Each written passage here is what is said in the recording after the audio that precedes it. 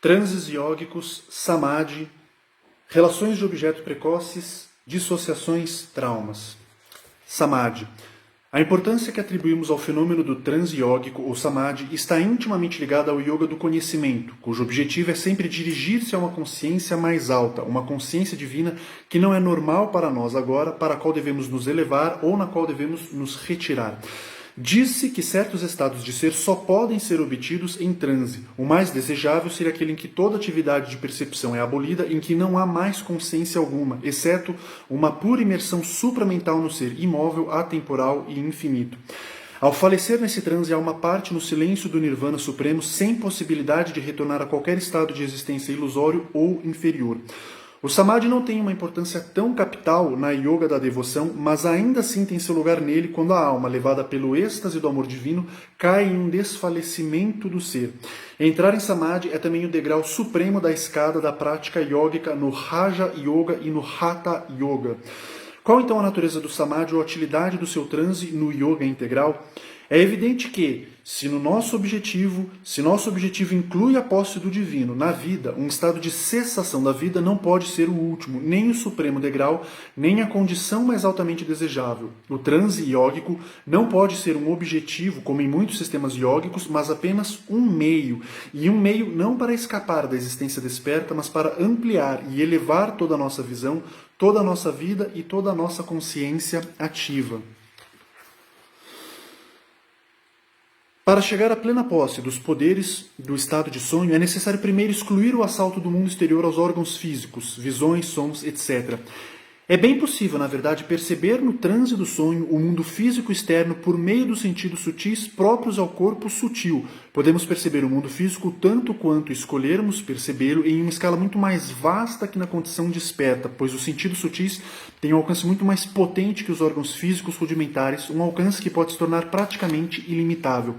Mas essa percepção do mundo físico por meio dos sentidos sutis é algo bem diferente de nossa percepção normal por meio dos órgãos físicos. A percepção normal é incomparável com um estado de transe estável, pois a pressão dos sentidos físicos interrompe o samadhi e chama a mente de volta para viver no domínio normal dos sentidos, o único onde eles têm poder.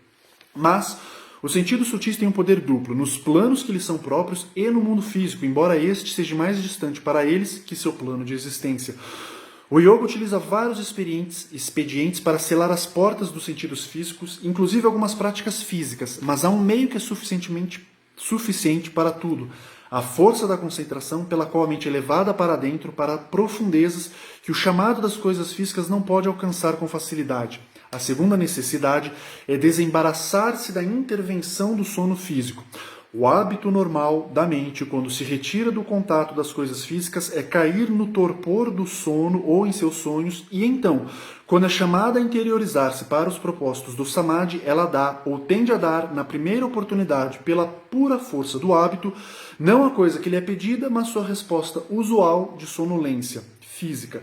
Esse hábito da mente deve ser eliminado. A mente deve aprender a ficar acordada no estado de sonho, em posse de si, em uma vigília concentrada dentro e não voltada para fora, na qual, embora imersa em si mesma, ela exerce todos os seus poderes. Para o yoga integral, o método do samadhi, em aparência, tem uma desvantagem. De fato, quando o transe cessa, o fio se rompe e a alma retorna à distração e à imperfeição da vida externa, com apenas um efeito sobre a vida externa, a elevação que a lembrança geral dessas experiências pode produzir. Mas esse ato, essa ruptura, não é inevitável. Em primeiro lugar, é só em um ser psíquico despreparado que essas experiências de transe se apagam para a mente da vigília. À medida que ele se torna mestre de seu samadhi, o ser psíquico é capaz de passar do estado desperto interior ao estado desperto exterior sem nenhuma brecha de memória. Em seguida, quando isso foi feito uma vez, torna-se mais fácil adquirir na consciência de vigília o que já foi adquirido no estado interior e mudá-lo em experiência normal, em poder normal e em estado normal da vida desperta. Estado mental normal da vida desperta. A mente sutil, que em geral é eclipsada pelas exigências do ser físico, torna-se então poderosa mesmo no estado de vigília, até que o indivíduo ampliado seja capaz, mesmo aí, de viver em seus diversos corpos sutis, assim como em seu corpo físico, de ser consciente de seus corpos e em seus corpos, de utilizar seus sentidos, suas faculdades, seus poderes, de dispor em permanência da verdade, da consciência e da experiência suprafísicas. O estado de sono eleva-se a um poder de ser mais alto, ele vai além do pensamento na consciência pura, além da emoção na beatitude pura, além da vontade na mestria pura. Ele é a porta de união com o estado supremo de Satchit Ananda, de onde nascem todas as atividades do mundo. Porém, aqui devemos ter o cuidado de evitar a armadilha da linguagem simbólica. O uso das palavras sonho e sono aplicados a esses estados superiores nada mais é que uma imagem tomada da experiência da mente física normal em relação aos planos nos quais ela não se sente em casa. Não é verdade que o self, no terceiro estado, chamado sono perfeito, sushupti, esteja em estado de sonolência. Ao contrário, o self de sono é descrito como prajna, o mestre da sabedoria e do conhecimento. O self da gnose, ele é Ishvara, o senhor do ser. Para a mente física é um sono, mas para a nossa consciência mais vasta e mais sutil é um despertar maior. Para a mente normal, tudo que excede sua experiência normal parece um sonho, mesmo se está ainda em seu alcance. Mas quando ela chega ao ponto fronteiro, em que as coisas estão de todo fora do seu alcance, ela não vê mais a verdade com clareza, nem mesmo como em um sonho. Ela passa a um branco de incompreensão e falta de receptividade, uma sonolência. Essa linha de demarcação varia de acordo com o poder da consciência individual, de acordo com o grau e a altura de sua iluminação ou de seu estado desperto. A linha pode ser empurrada cada vez mais para o alto e, por fim, mesmo passar mais além da mente. Pequena leitura aqui de um trecho de Sri Aurobindo, a síntese do yoga, os princípios do yoga integral para a plenitude e a unidade do ser e da existência. E eu quis ler ele aqui para fazer algumas considerações básicas sobre certas cautelas que a gente pode ter quando vai se aproximar de uma linguagem psicológica oriental e de certos referenciais yogis. Como a gente vê aqui, num certo sentido, o yoga se baseia, ele tem uma formulação em suas diferentes correntes de como a gente ir de um estado, entre aspas, normal para um estado superior. E dentro desse estado superior, ele descreve aqui, por exemplo, como a nossa atitude habitual diante de certas elevações de consciência, ou diante de certos níveis de realidade, as quais nós não estamos preparados para ter a lucidez, há um branco de incompreensão, há simplesmente uma sonolência, há uma falta de rememoração, ou ele apontando aqui algum dos limites de algumas concepções yógicos de que a verdade se alcança em certos transes, mesmo que sejam estados supraconscientes. Fica uma brecha sem ponte entre o que a gente alcança quando, eventualmente, em determinados estados de transe e quando a gente volta para a nossa vida cotidiana normal. Porque eu quis ler ele aqui. Com todo o desenvolvimento mais recente da psicologia do século XX para cá, se a gente for pensar na gente, quando criança, quando bebezinho ali, necessitando do cuidado para que a gente tenha uma mínima experiência de ser e de continuar a ser, qualquer intervenção traumática, qualquer falta de cuidado que aniquile, que ameace aniquilar esse senso básico de segurança psicológica, quais reações, dentre outras, que tendem a gerar na gente? Essa sensação de confusão, de desorganização, de blackout ou eventualmente da tal clivagem entre o falso self adaptativo ao ambiente e o self real, que dá sentido a uma origem de uma vida autêntica e criativa, a qual vale a ser vivida a pena no nível real que o yoga já consideraria decaído. Mas, enfim, essa dinâmica entre falso self e o self real. O self real que a yoga consideraria seria ainda outro. E outra questão que ele coloca aqui é a questão desse uso dos sentidos sutis. Se de alguma maneira, desde criança, nas nossas relações de objetos precoces, a gente aprendeu por algum motivo que não pode confiar no ambiente, que nós não vamos ser vistos, nós não vamos ser compreendidos, muitas vezes o que acontece? Se a realidade é muito difícil de lidar, porque o nosso organismo ainda não tem essa capacidade de processamento, a gente pode criar certos registros internos desorganizados que podem virar desde tendências a devaneios, a dispersões, a traços alucinatórios, compensativos, porque a gente não pode confiar em simplesmente estar presente na realidade básica que já nos é dada.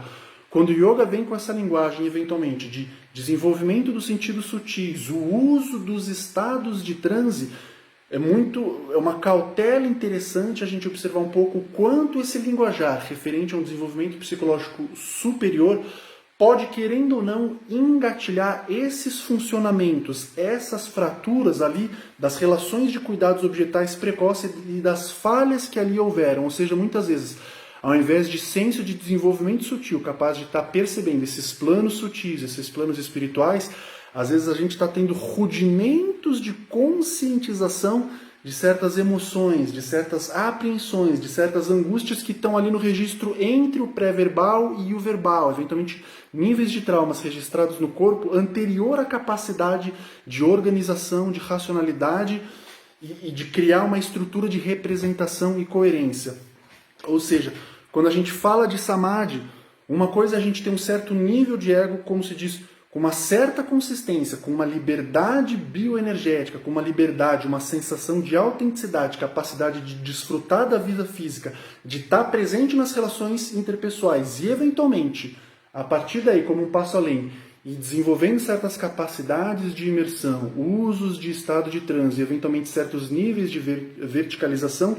E outra, quando nesses registros a gente tem uma série de fraturas no ser, a gente tem uma série de fraturas no nosso campo experiencial, e onde eventualmente a dissociação, a tendência a querer ir para o alto, para fugir das dificuldades horizontais ou das dificuldades verticais, das relações iniciais de bebê para uma figura de cuidado, criança para uma figura de cuidado, essa noção de verticalização espiritual e esses resíduos traumáticos, fulcros traumáticos que podem ter em relações verticais de cuidado, é muito fácil uma coisa mexer com a outra. Então, quando a gente tem, como na nossa época atual,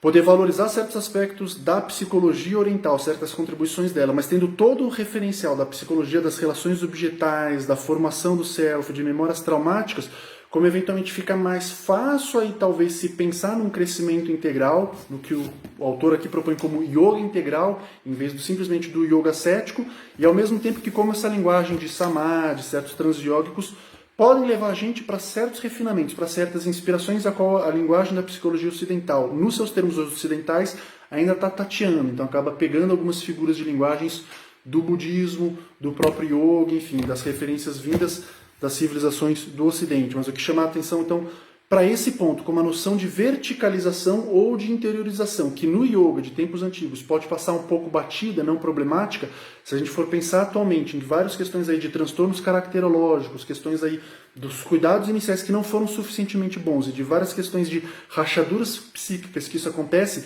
a importância da inclusão interpessoal, a importância de um estabelecimento saudável desse nível de referência normal e não querer ir além e não querer ir para um nível supostamente além do normal. Não que não exista, mas são duas coisas aí, né, que podem gerar certos sofrimentos desnecessários ou certas, né, angústias desnecessárias quando a gente não